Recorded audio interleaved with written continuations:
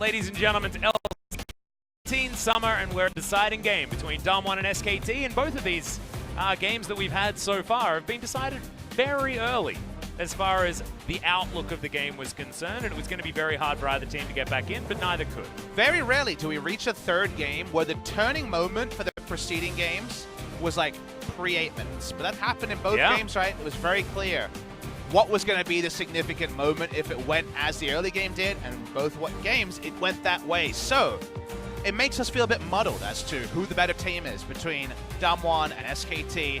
Both these teams right now are down the bottom, so they need match victories. DAMWON 2-2, SKT 1-3. They're towards the bottom, and SKT can't really afford, coming back from MSI with a 4th loss in a row. Looks great in game number 1. I think you can just say, okay, game 2 went for a cool draft. They had a lot of synergies, made a big mistake early and paid for it, but that only applies fully in hindsight. We need to know what's coming out in game number 3 to evaluate. SKT have got one curse out. They won on the red side in game number 1 for the first time this season. Gonna have to be 2 for 2 on that as we get into our game 3 pick attack. Sejuani going to be the first ban once again as SKT. We're seeing whether or not they are going to be banning Sona, or seeing if they can play against the Sona. The Yuumi was banned away in game number 1. Also, when DAMWON was on the blue side, they're going to follow it up with the Xayah ban. The only one that hasn't come in yet is the Aurelia ban that they had in that first game.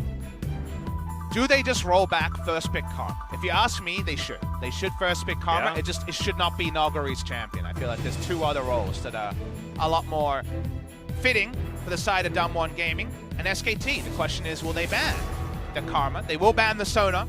I imagine some SKT fans are murmuring about a self-ban going on here, but the Sona will be denied. And honestly, what if you leave Sona open and then DAMWON first pick Karma and you're like, I guess we have to play it again? Yeah, and then you also potentially have to play it into a Karma lane that can be very difficult. Karma has been an answer seen by some teams into that pickup. The Lux is going to be the final ban here. That is the pivot away from the Aurelia that's been banned so far. It's heads up also because they lost to red side Mada Lux MVP performance. So it makes a lot of sense to say, let's change things. That means that we will see the Aurelia available at first pick. Karma banned away as well is up. Unlikely to be a first pick, but conspicuously available. So mind games here are actually pretty big.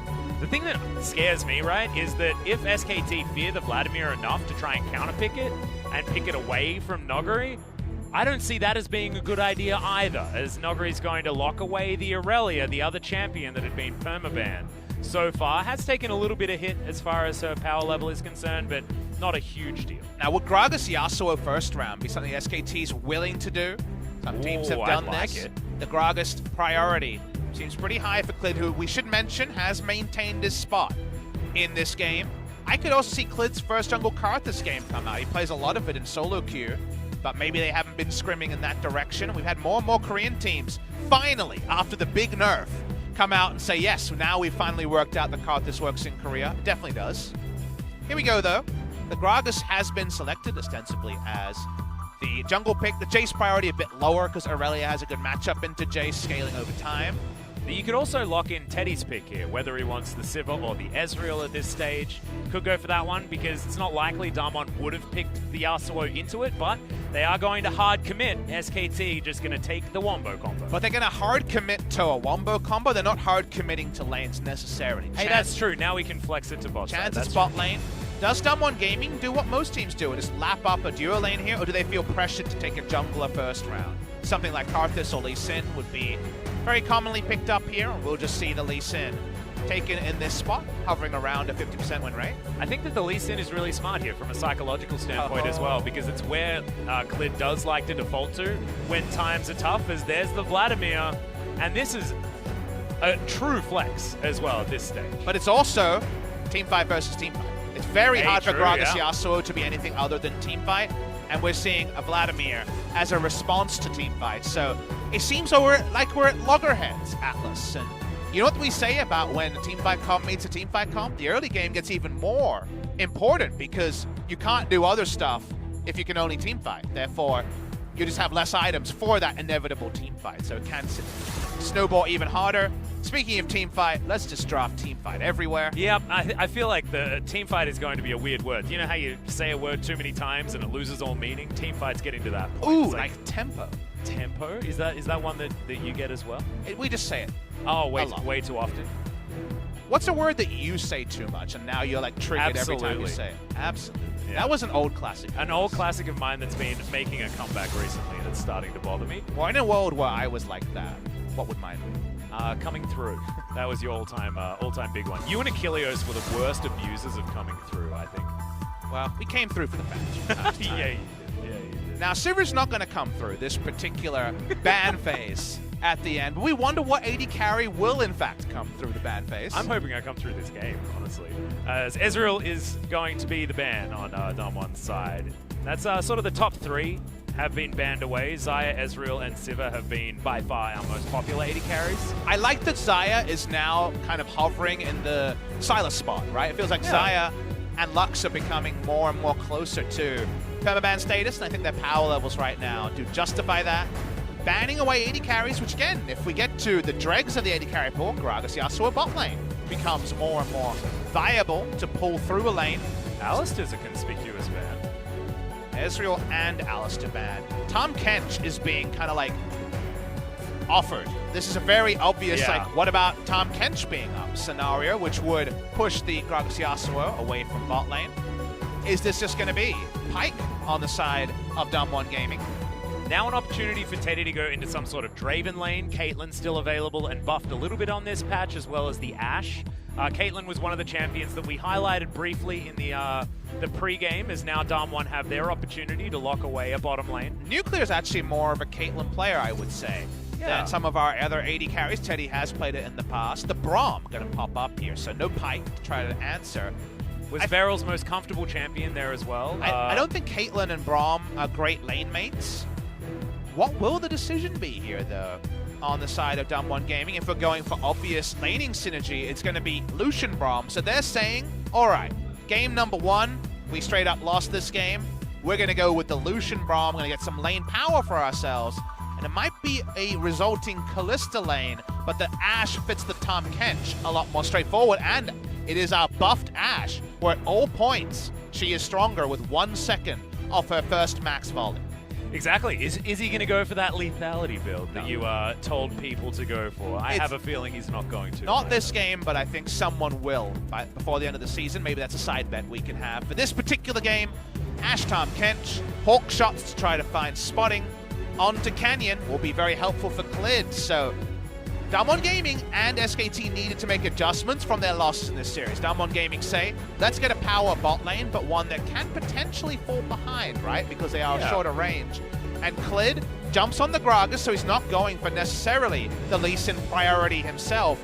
He does have the Hawk shot to make the enemy jungler more predictable. So will it be who can cover the holes in their boat, for example, that's going to float further, or is it going to be just a comeback performance? Because we have had real ups and downs in this best of three. And speaking of the up and the down, well, not necessarily down, more like the middle, the Vladimir is going into the mid lane this time. So ShowMaker piloting the Vlad. This isn't a first time or anything like that for DAMWON. It is a true flex for this team. However, most people would see Vlad and attribute it to Nuguri immediately, but ShowMaker has been a great Vlad player as well, and that's how they're going to deal with this this Yasuo in the mid lane piloted by FLICKR, who has notably been very, very good on their champion in the past. Aurelia versus Aatrox in the long lane has kill pressures. They go that way. When we've seen this matchup, we haven't been impressed with teams not actually ganking for the Aurelia, allowing her to get kills. Will there be topside focus this game coming through from Canyon? Only time will tell, Papa Smithy, but engage is something that SKT aren't wanting for. Whether they can do it in game 3, we'll find out now.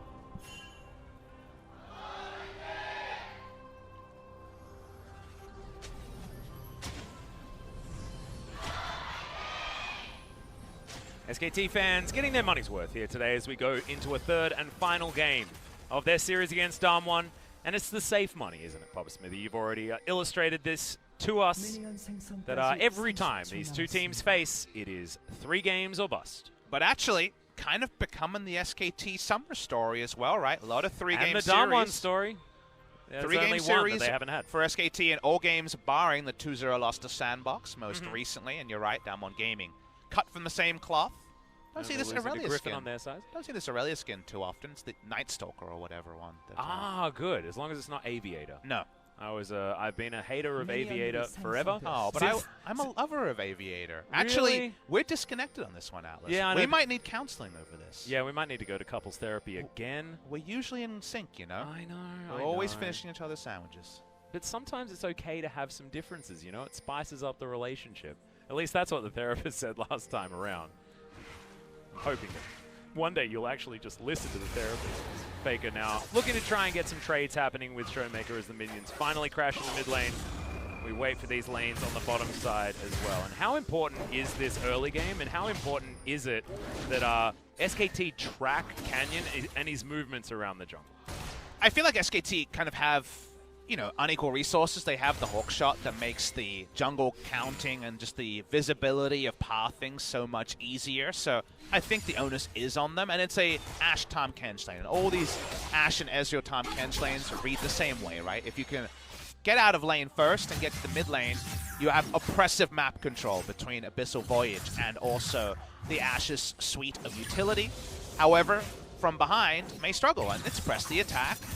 Lucian and Lucian Braum duo. It's going to be Unsealed Spellbook on both of these supports as well. So definitely some real snowball potential, and I think the easy answer is a lot of onus on early game, because when both teams have teamfight comps, gold leads mean way more than if one team wants to be doing things across the map away from people, where actually having an item advantage or disadvantage isn't felt as readily.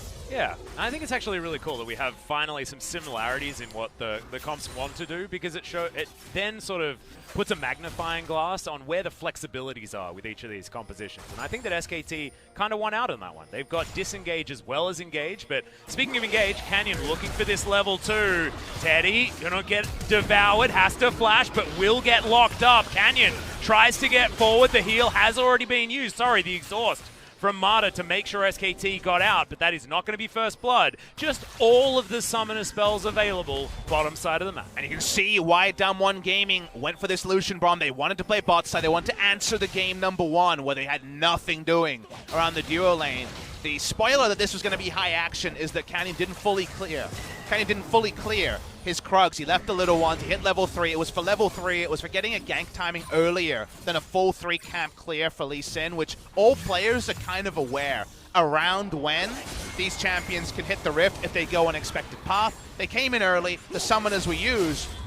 No kill goes the way of DAMWON Game. Hasn't translated into too much of a pressure advantage either on the bottom side of the map. You can see Teddy and Marta are still down there, still able to get stuff done, and there's a biscuit in the back pocket of Teddy also. They provoke vertical jungling, though. The blue buff steal comes through from Clid. He's going to respond on the top side.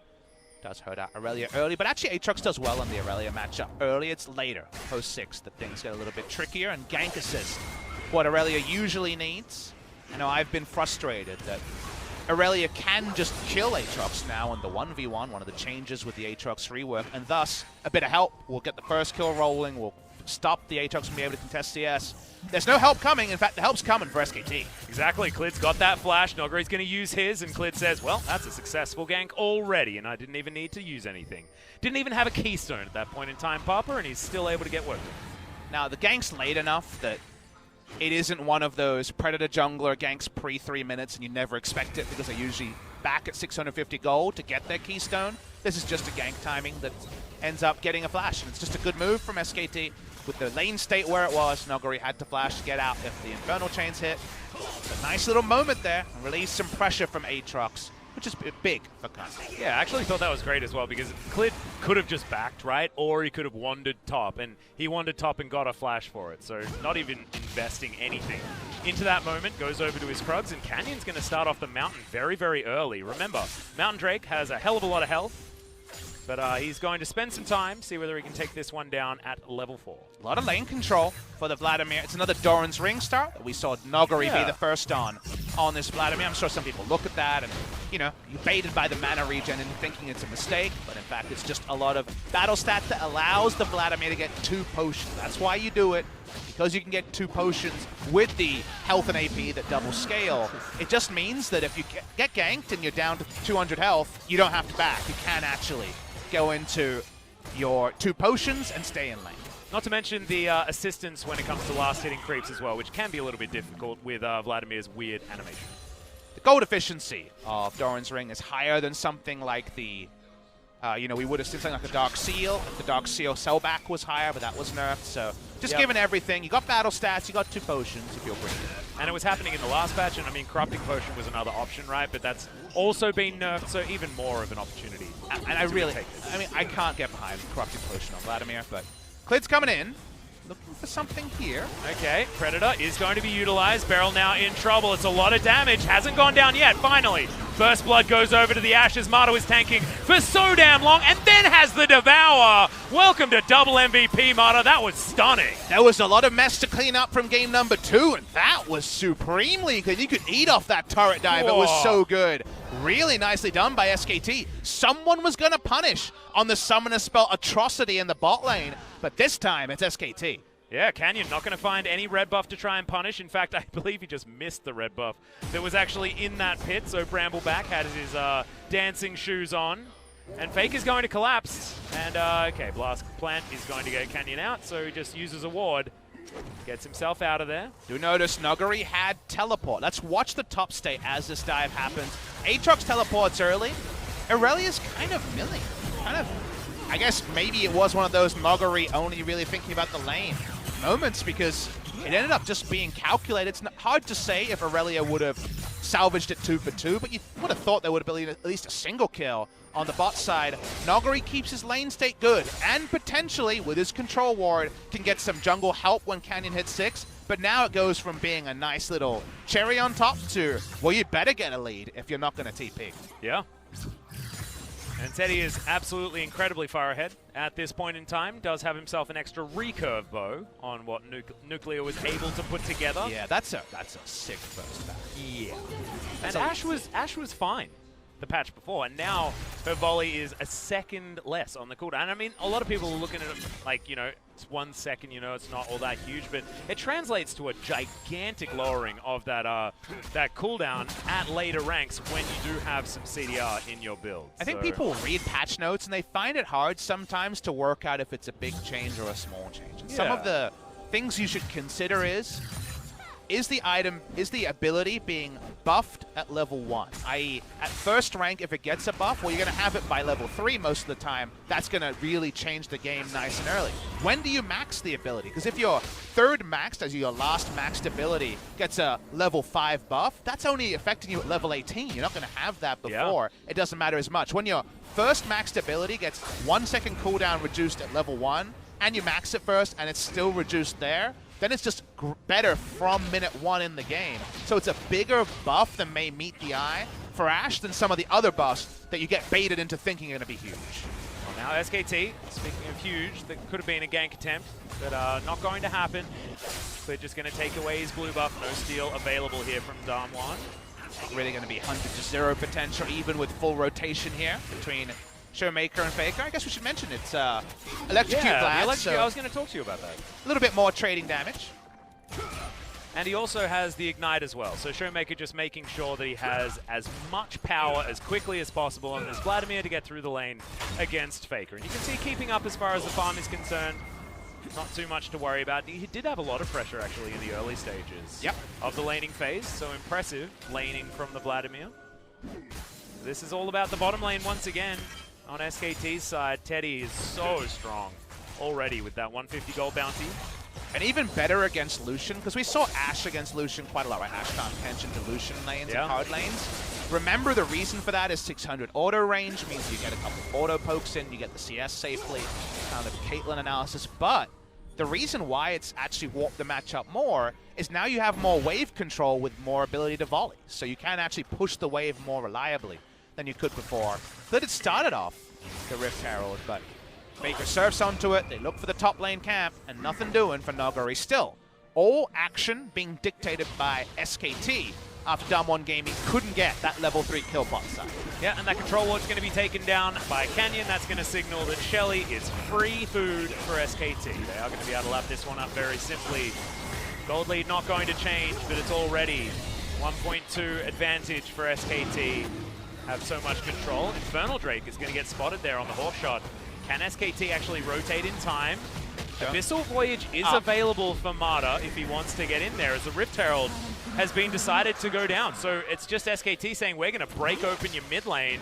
You can take the Infernal Drake. We don't care about playing for that long. Very much a 1-2-3 play where SKT's trying to still exit on top. They get almost all the time. In fact, here's the engage. Yeah, Last Breath does come down. FLICKR already down to half health, though, as the culling is ripping them apart. Mata, once again, saving his team, but DAMWON still have a lot of fight in them. That's a great ultimate, but the arrow is a good answer also. From the Ashe, the volleys are flying over the top of DAMWON, just slowing as Kahn dives on forward. Nuguri uses the W, but it's just not enough, as now ShowMaker has to flash to get out of the way.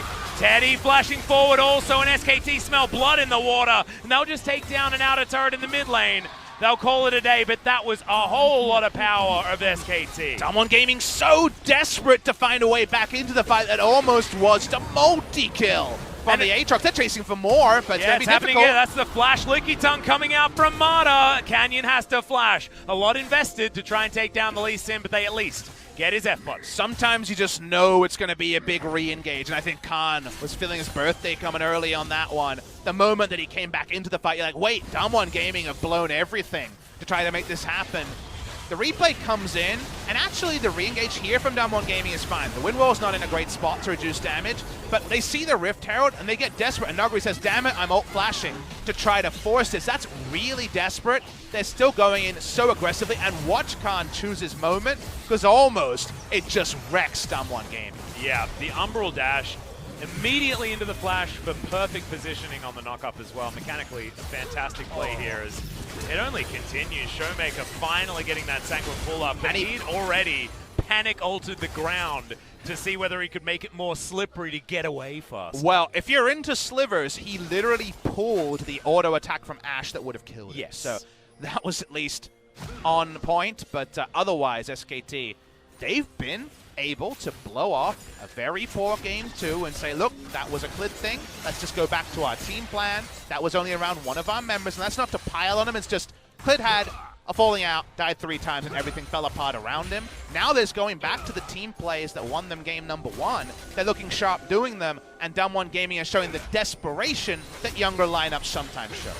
Yeah, BeryL also had a panic ultimate in the last team fight as well at the very beginning, missing his Glacial Fissure completely. That was, SKT. I think, the same as the Irelia ult of, got to engage, got to engage, got to engage. Obviously, Braum trying to make ult engages work is not where you want to be. That's also another point going back to the draft as well, because DAMWON don't have that many ways to engage. They've got some kicks, they've got BeryL trying to land a Q and then getting a stun, something like that, but it's not exactly reliable, and SKT have about 1 billion different ways to start a fight from range. And it's very easy if DWG Gaming to lose to say, crap draft. That's the reason they couldn't engage. So yeah. We see FLICKR going in nice and deep. Remember that that's not what they've picked for here. They have win lane attempt at Lucian Braum. They're a win lane duo. They have Irelia into Aatrox. This is supposed to be, ooh, you can't lane. We got the great laning situation. And if you come to us, we can turn around. You're engaged. We'll just turn around with an outplay with more gold because we have winning lanes. If it falls behind, that's where the dark side comes out. But League of Legends is no longer, we got the best of everything, and your draw sucks, and then we win. It's a lot of, this is how we win, this is how you win, and whichever can play to your strength better will come out on top. So far, that's been SKT. In game number 3, Nuguri hasn't been able to find any kills onto the Aatrox, and Kahn already has threatened what teamfight Aatrox can look like. Yeah. Trinity Force almost completed here from Nuguri, as Kahn picks up this minion wave and will get himself back within 5 CS. Of the Irelia, Trinity Force done at 15 minutes into the game. Oh, yeah. Isn't too bad. But teleport didn't come in on the bot side, right? So he better have a lead. He better find a way to take advantage of it because bot lane, not to a CS discrepancy, but definitely based on where the bot lane could have gone. A lane ripe to be ganked. Was ganked by SKT. No response came through from DAMWON. FLICKR's got an extra dagger after his Phantom Dancer completion. Interesting. I would have expected an Infinity Edge to come in after that one. Often it's, you know, lifeline of choice, and putting the Infinity Edge at either item 3 or item 2 is Teddy, taking a lot of damage. Mata there with the Devour still available. Kahn once again looking for that engage, only gets a knock-up onto BeryL. Meanwhile, Nuguri has to use that W as Clid, throws out the barrel into the middle of nowhere. A zoning cask by the looks of things, as SKT will back away. W wouldn't have reduced damage in that spot. Sidestep important to thwart the Yasuo engage. Baker was our first Bloodthirst to ban him down to Yasuo, and we saw that build around the world, so I imagine the BT might even be on the way, which doesn't necessarily, again, give you too much info about the dagger. This team fight, 2 team fight comps. Who's going to find the information here? So many people trying to next level each other. Yeah, flanks within flanks. Papa Smithy is Clid.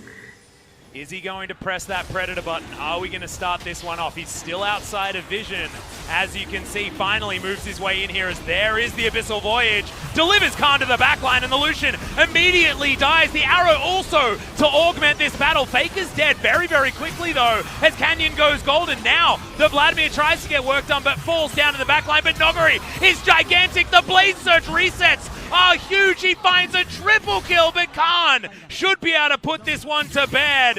Knock-up is decent. It's a good stun, but not enough, as the Aatrox is the last man standing. Man, everyone looking for their moment. Clid gets in there to start the team fight that is won by SKT, but Nuguri lying in wait shows what he was considering as well. Now, because it's Gragas, because the task always will begot the Yasuo ultimate, there was always going to be some guaranteed engage, and the first kill comes in an Aatrox comp. Usually just enough for you to cut and dry say, advantage SKT.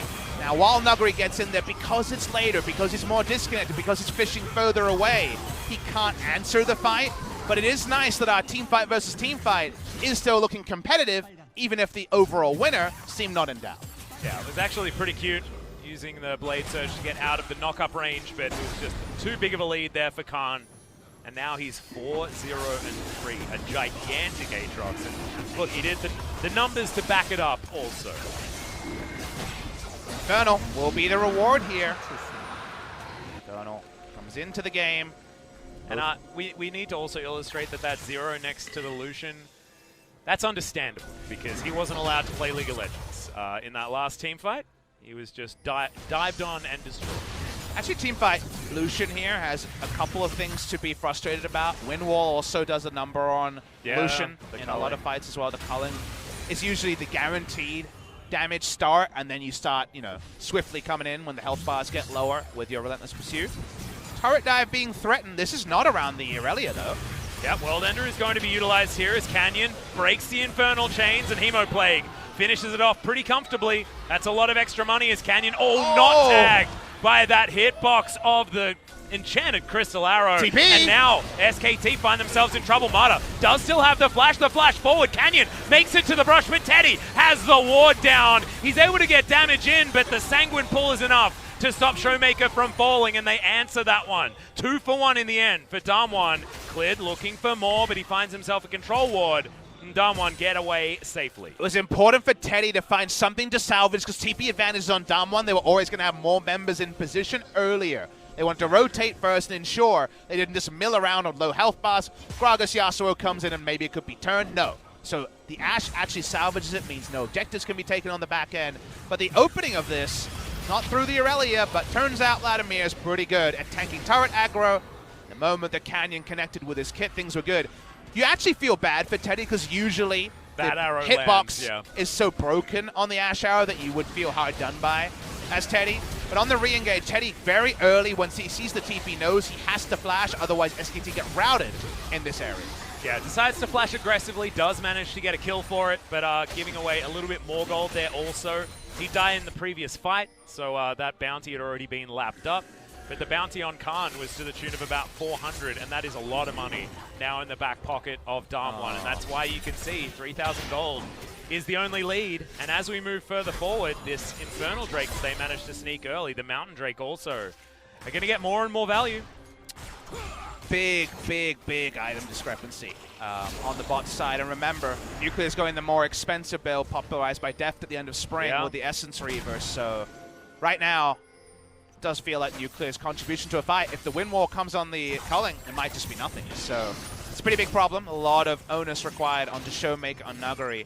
Meanwhile, Teddy's flash is down, but he's got a trusty Tahm Kench, and if he's hitting full stacks of Q, that'd be big. There's turning onto Kahn, trying to kill him again. He's not going to land, but Kahn has to fight this. There's no way to get out. Does get a decent knock up there. Gets the last hit of the Q. Nuguri underneath the turret finds the last auto as Arrow flies into the mid lane. BeryL uses the cleanse immediately, throws down the ult, but I think that this Braum should... No! Okay, Winter's Not going to work. The wind wall just comes in, but you're not killing anyone with that. Instantly flashed by BeryL, and he gets out. Safety first, didn't look guaranteed. FLICKR walks up, and this ShowMaker's no joke. Yeah, Hemoplague comes in. The Ignite is there, but gets his flow back, and that's all that he's going to be missing. Phantom Dancer shield. Yeah, One that of the also reasons helps. that he didn't get a little bit closer, but wouldn't have died, I think, even if Phantom Dancer was down. They're making a smart read. Finally, we're seeing teams try to attack Aatrox in the side lane. If you have Aurelia Vlad, we've seen already. We knew about the Aurelia. We saw the Vlad. Trying to attack him every time he face checks is a way to go here for DAMWON.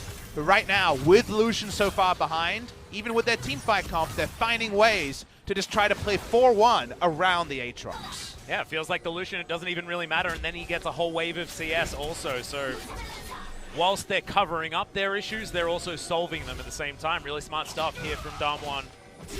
Teddy and Marta here in the mid lane should still have some priority, but as DAMWON get themselves around this map, starting to feel dangerous. Notice that Clid has slowed down on an AP Gragas build and just said, well, we got an item lead on Teddy. Teddy's been 1v9ing. He's gone second completed item after his AP item into Zeke's Convergence just to buff up Teddy even more. Now SKT are pushing down this mid lane. FLICKR wandering over as well. The Baron is available. This outer turret is DAMWON's for sure. Very close to evening out that turret count and also evening out the gold as well as SKT inside track into this inner turret, and SKT still lying in wait. Here in this Fnatic brush on the bottom side.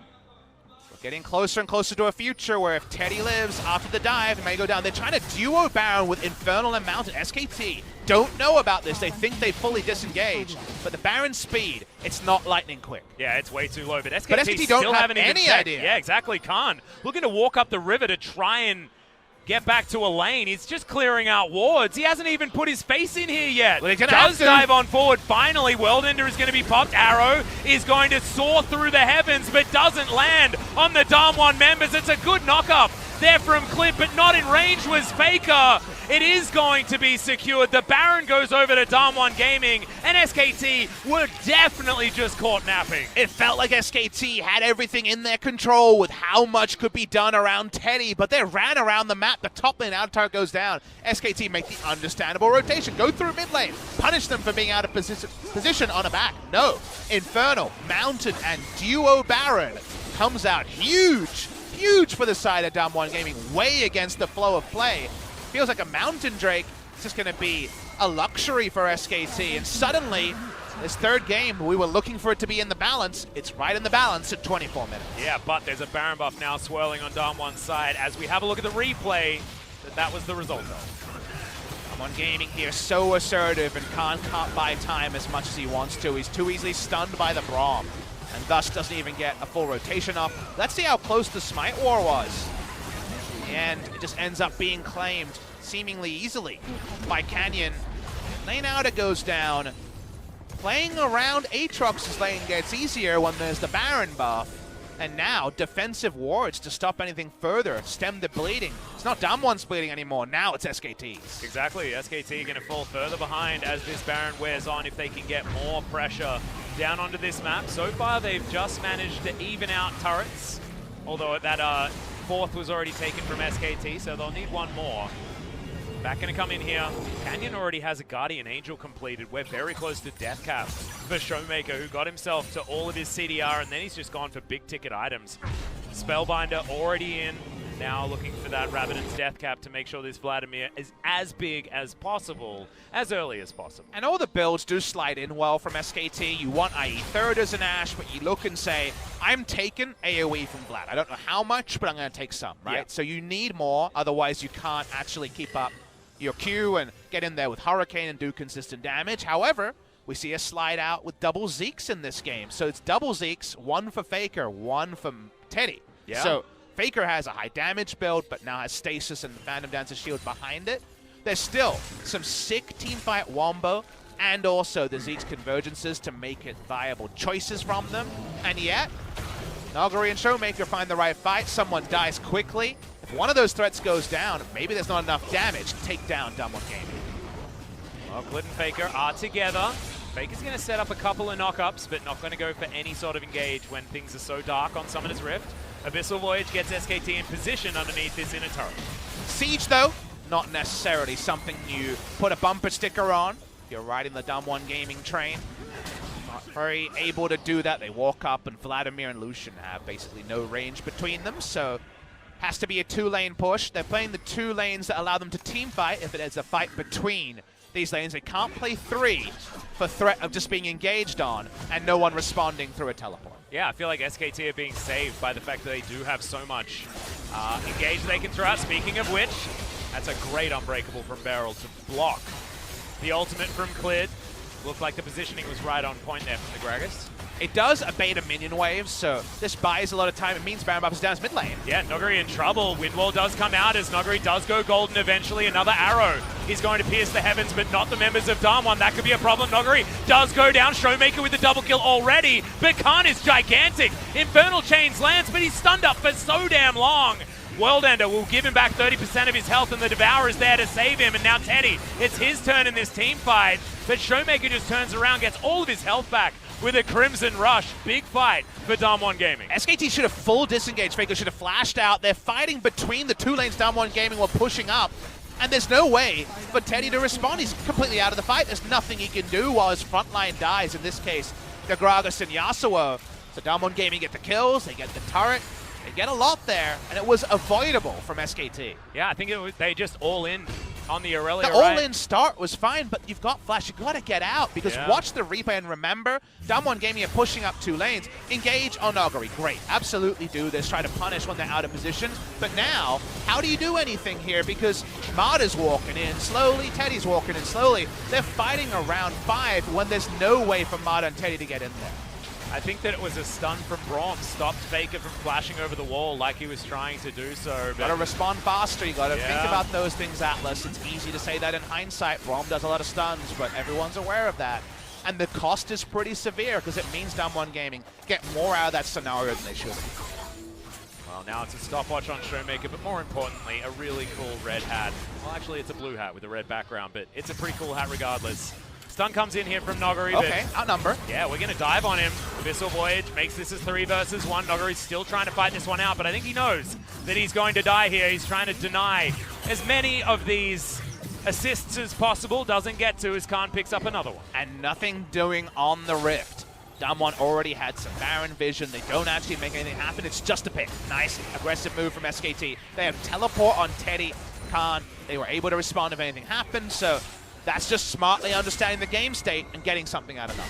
Yeah, 1.5 thousand gold is the lead here for DAMWON now. Clawing back are SKT, and they'll get themselves the Earth, Wind, and Fire. Cloud Drake going down. Bit of extra movement speed, but nothing really to worry about if you're a DAMWON fan. I'm going to say a champion's name, imply a question without saying it, you tell me yes or no. Okay. Irelia. No.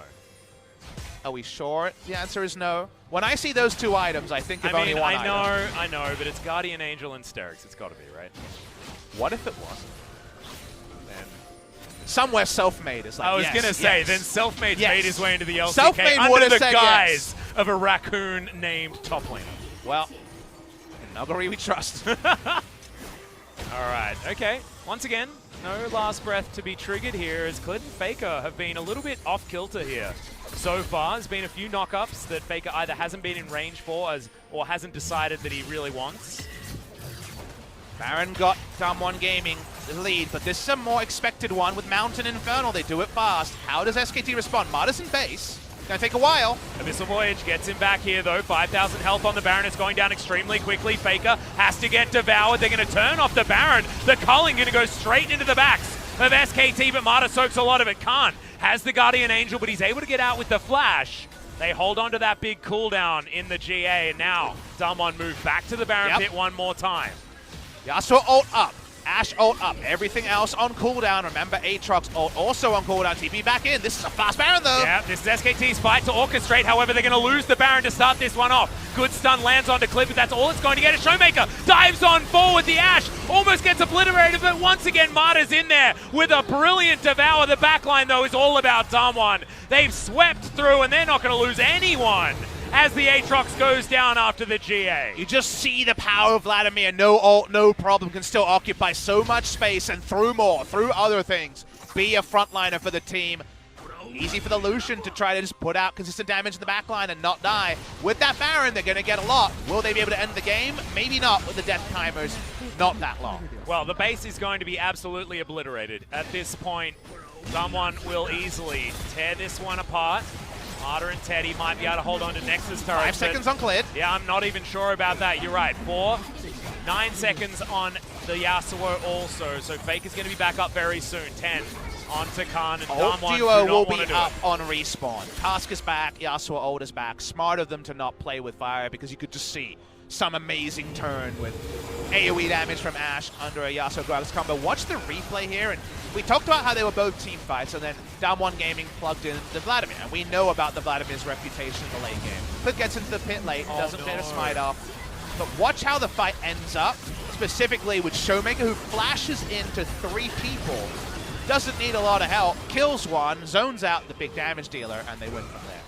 Yeah, and also, I mean, the last breath got basically nothing. Nuclear went into his stopwatch, and Canyon got out of there and had a GA anyway as he was helping ShowMaker out. Really, really well orchestrated fight there from DAMWON Gaming.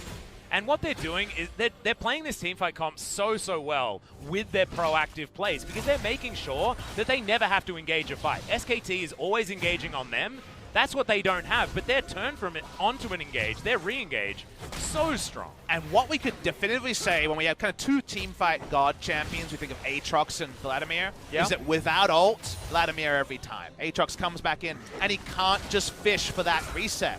He doesn't have that ability anymore, so because of that, it's so much easier for ShowMaker to just pop in, AoE damage, no Hemoplate to finish off, but he did his role a lot cleaner. So a reminder, a timely one.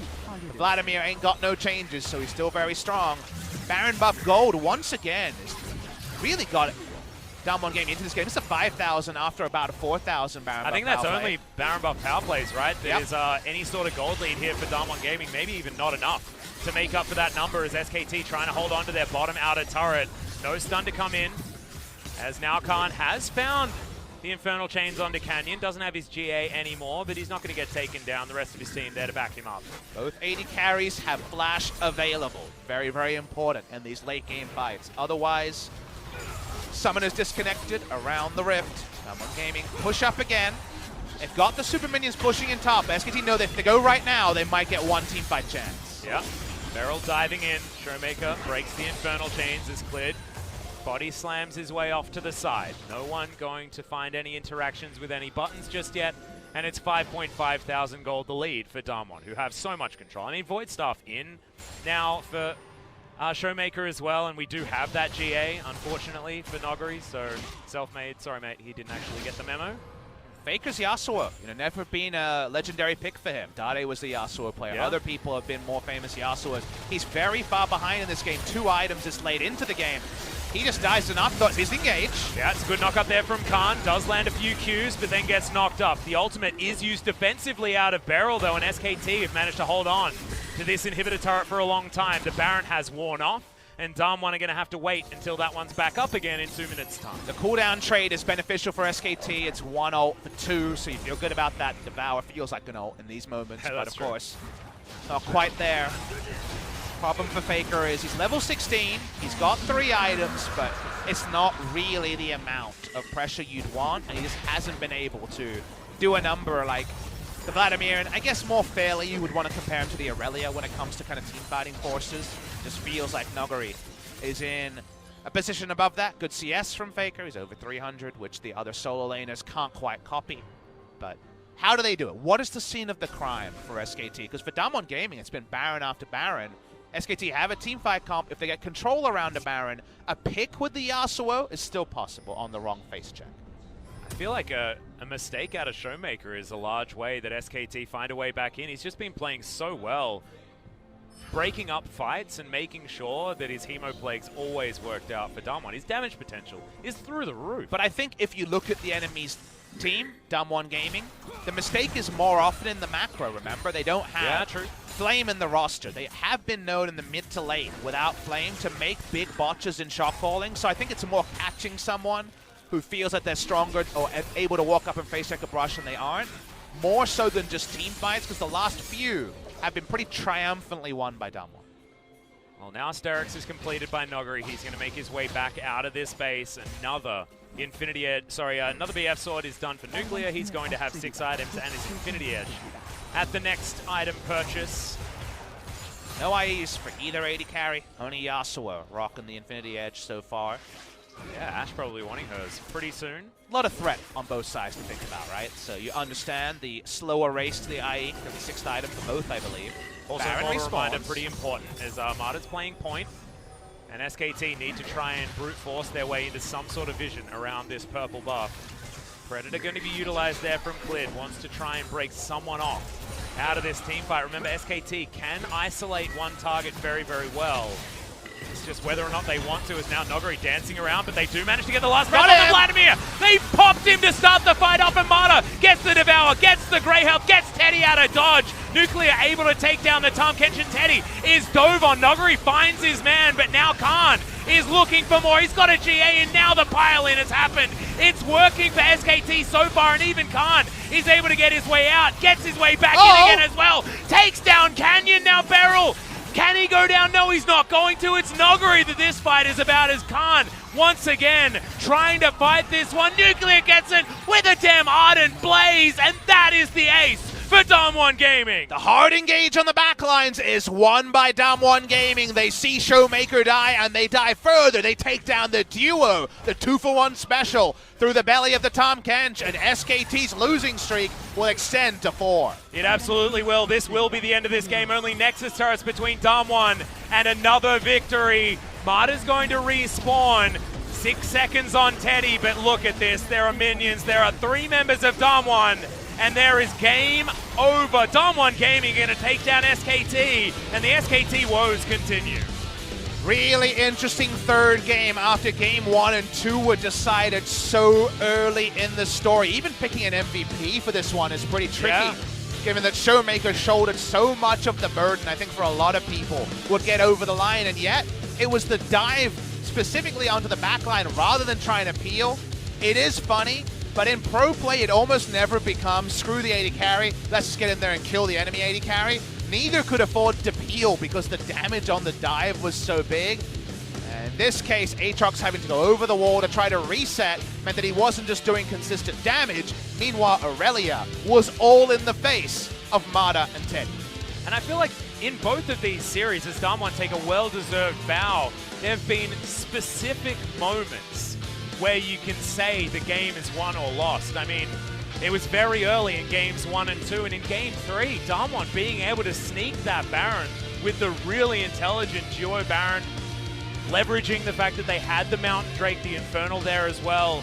But that boost to their power was so important, getting them through that mid-game where SKT were looking to try and make plays. And when there were these overlapping identities, something like a macro or rotational outplay or a Baron sneak in particular was, like you say, the thing that really, in hindsight, separated this series. We thought it might be the mistake when ShowMaker with all his gold died, but there was the counter push available. So the real kind of point that separated the teams was, in fact, that really smart Baron that led to a second, that led to a third, that led to all the leads for DAMWON Gaming. And you were talking about leveraging leads and things like that as well. I mean, I feel like Teddy was so far ahead in the early game. The early game was all about SKT, and honestly, I felt like SKT should have been able to have that one in the bag. It's not often that this team gets a lead early and isn't able to just play their suffocation style.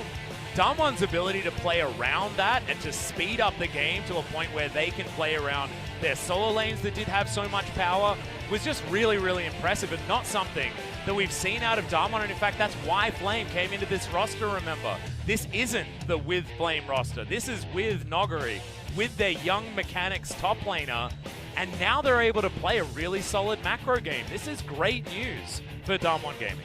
But it's not like they look worlds apart from their opponent, and they're a team that's fighting to get back into top 5. So I don't think it's solved yet for DAMWON. I think you just have to look back at their loss this series to see what the other side, the sobering side, can be. But I agree with you. DAMWON Gaming were able to out-edge SKT over 3 games, and losing streak or not, that is still something that their players will draw a lot of confidence from after this victory. DAMWON fan in the audience, happy birthday to Ken. what she's saying. I believe he only turns 18 today. He's one of our young guns, right? Yeah. So cool to have Canyon come in, and he's had a couple of down series in the past few months. I think he's been a little bit more on the reliable side over this series. Of course, his Karthus was very impressive in game number 2. Gonna watch the replay here, and you're watching the top side as ShowMaker gets full engaged on by Clid, and it's exactly what SKT fans would have wanted. Get rid of the Vladimir. Now you can't get to the back line. But if you watch what happened, Nuguri was able to get in and just they DPS down Tahm Kench so much that actually not being devoured might have helped Teddy escape more than being devoured, especially after all the Devour nerfs. Even the spit range means that he's just hundreds of units closer than he would like to the ensuing chase. I think that spit range was highly relevant there because Ashe would have been able to get sort of an extra flash distance and then flash. This time around certainly wasn't that case, but this fight that happened in the end felt so much closer. And the dancing around the walls, it was really cute. This triple knock up here from Kahn, but Ardent Blaze finishes it off in style. DAMWON are able to take it out. Yeah, how much this means for the players. Remember, he was dead while this was happening. I can tell. Typing his GGs. Feeling better at this point, though. Things just about coming together for DAMWON. But I do appreciate that Game 3 was a lot closer. Yeah, I'm really glad that it was as well, because I felt like our first two were, like you say, a bit mulligan-y. Felt like we just wanted to throw them out and start again. Game number 1 and 3, 2, we got it. the games that got away from you, right? And yeah. That was definitely like, oh, yeah, I mean, I guess we lost that one because of what happened. Game 3 was a lot more competitive, and I'm happy that we can highlight DWG's smart Barons being the reason they won rather than one of these teams tripping up, because these teams have tripped up quite a bit in recent memory. However, good play around the Baron, SKT. It's so easy to look back with map hacks and say you should have checked that closer than you did. It was only one person going there. They thought they had forked the enemy team. I forced them to go for a defensive teleport and come through, run through mid lane. However, the moment this happened, that Baron take was what answered. And look, sometimes you just can't have all of that information in your head Can't at the same cover time. everything. And sometimes you can't look at a situation and then blame someone for not getting it. Sometimes you just have to celebrate making the right call at the right time, and DWG definitely did that and managed to get themselves a victory. I love how it fit into the playstyle of their composition so well. The way they orchestrated the rest of the game was really nicely done. This was a great team fight from SKT to start the game off. Problem for SKT's side is, what do you take forward from this? I think Kahn and Mata had a much better performance in this series, and they're players who've been considered problem players by other. FLICKR had a very poor game number 3. Less said about Clid's game number 2.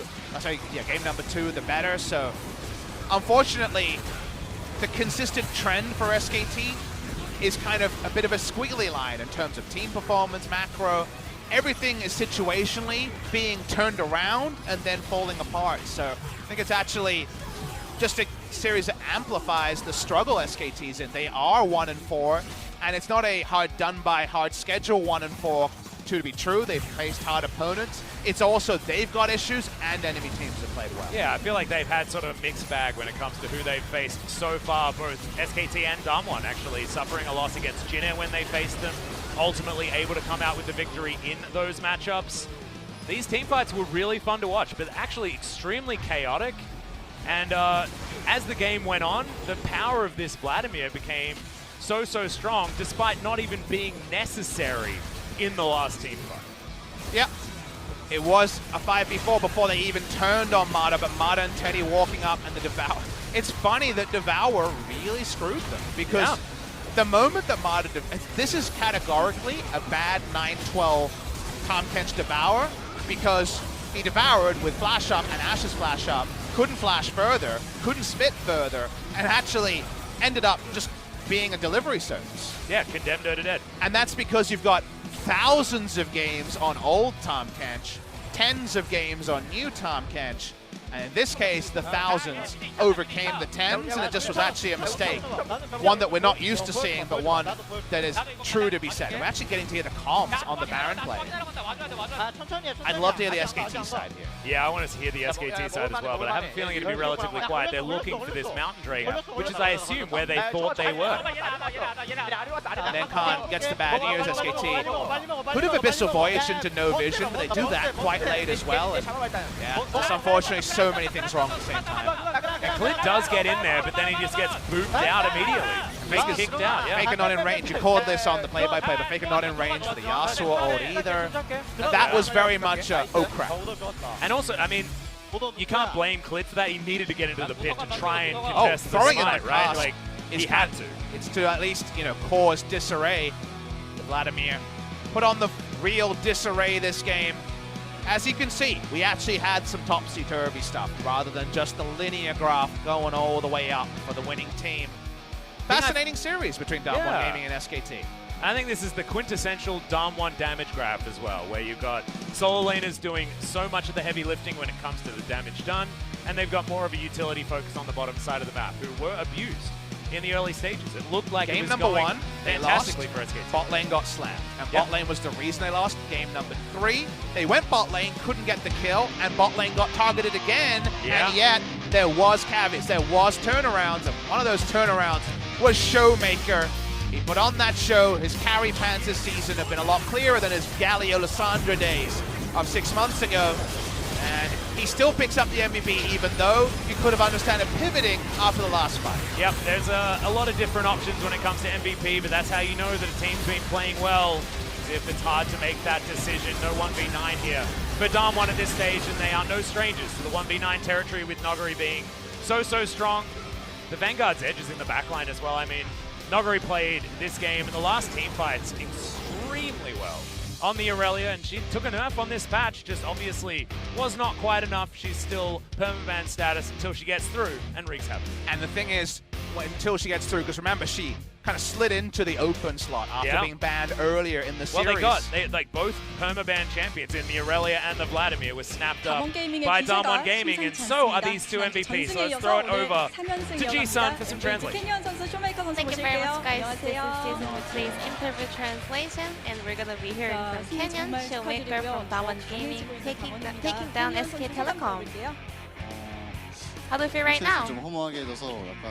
Well, game 1, we actually lost powerlessly, so I was a little bit nervous, but we were able to come back in game number 2 and 3, so it feels really nice. And ShowMaker, finally, you got your MVP. A lot of players have been mentioning you that you were really sad that you couldn't get any MVPs. To be honest, today, I think today I actually stole the MVP from other players. Today was not the day for me to get the MVP. It feels good, but I'm really sad about Nuguri. 팬분들이 재밌게 보고 계시고요. 자, 그리고 1세트 좀 아쉬웠고 2, 3세트 이제 잘 풀어내셨는데 was not that easy. However, game number 2 and 3 it went on the DAMWON side. But SKT tried Sona Pike bot lane, so how did you counter it? Well, Kenyon said he's gonna play Karthus, so I just wanted to go with some of the supporting champion in mid lane, so I just played Jace, pushing lanes and supported him in jungle. In game 2, the most significant one was jungle fight between Xin and Karthus. So when did you guys gain the momentum? Well, we had a very strong top side, so we stole their blue buff, and we had a lot of mind games. So we were actually camping in the path that Xin Zhao might show up. So we landed the wards to predict his move as well. And Karthus, your ultimate was doing so much work in the late game. However, your first ultimate is on the point of 23 minutes. Why was that? Well, my team didn't make any fights, so felt really bad. But I scaled quite well, so it wasn't really that bad. Moving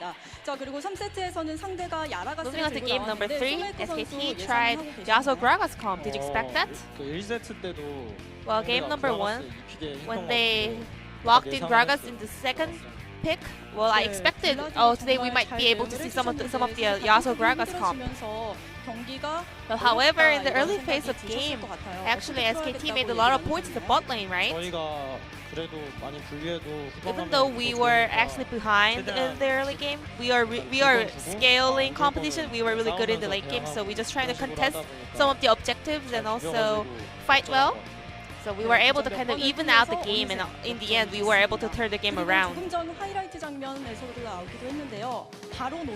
And whose shuttle was that? The Baron, the early Baron. Well, suddenly, SKT players were trying the inner turret of mid lane. So suddenly, Nuguri, out of nowhere, Nuguri just said, "Try? Would you like to try?" And we were like, "Yeah, this is the angle." So we just went straight to Baron.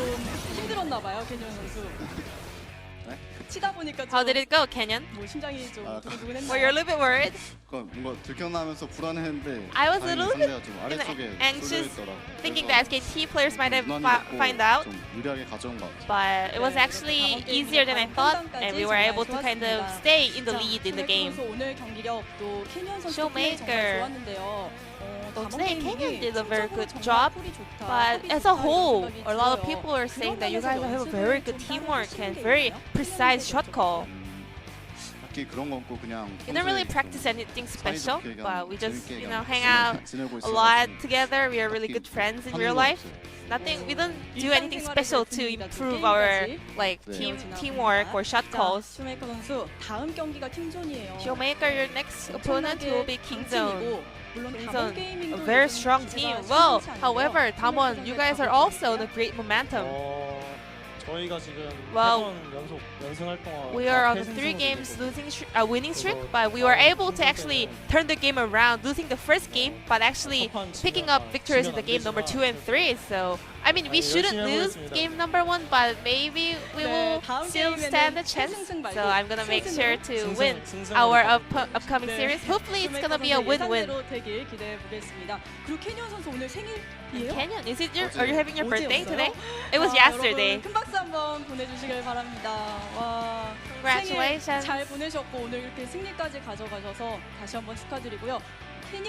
Kenyon, any words going into the Kingzone match? I will do my best and perform well.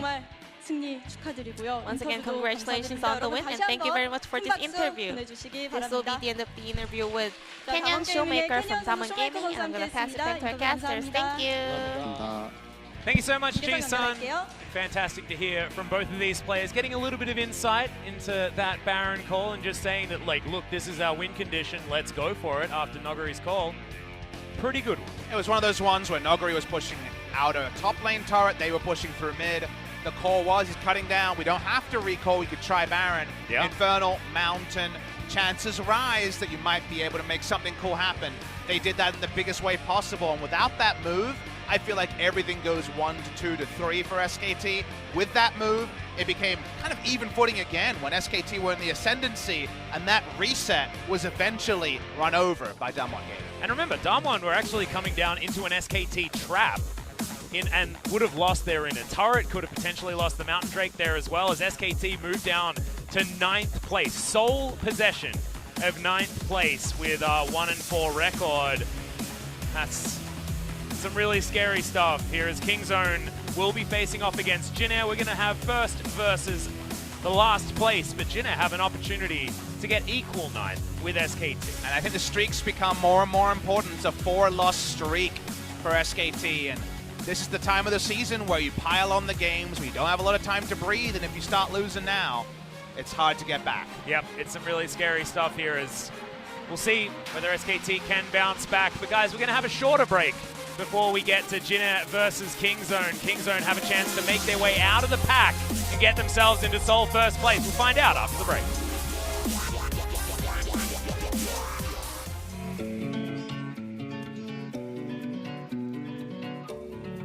You take me higher when I feel low, make my world bright.